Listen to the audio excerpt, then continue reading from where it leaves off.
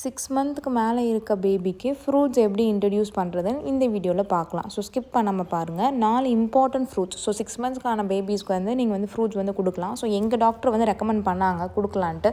So அதை எப்படி பண்ணுறதுன்னு நான் சொல்ல போகிறேன்.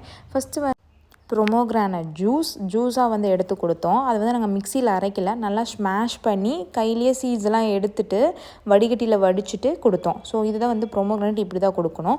அடுத்தது கொய்யாப்பழம் எப்படி கொடுக்குறோன்னா, ஃபஸ்ட்டு வந்து நாங்கள் வந்து கட் பண்ணி ஆவியில் வேக வச்சுக்கிட்டோம்.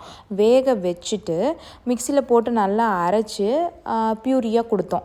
ஸோ அது வந்து எதுக்குன்னா விதை எதுவும் போகாமல் பார்த்துக்கணும். கொய்யாப்பழத்தில் எதுக்குன்னா ஸ்டொமக்குள்ளே போய் சம்டைம்ஸ் வந்து வயிறு வலி வரலாம் குழந்தைங்களுக்கு. ஸோ அதனால் வந்து நல்லா வந்து வடிகட்டி கொடுத்தோம். நெக்ஸ்ட்டு வந்து apple puree. So as usual peel பண்ணிவிட்டு கட் பண்ணி நல்லா தண்ணி ஊற்றி நல்லா பாயில் பண்ணி வெந்ததுக்கப்புறம் நல்லா அரைச்சி பேபிக்கு கொடுத்தோம்.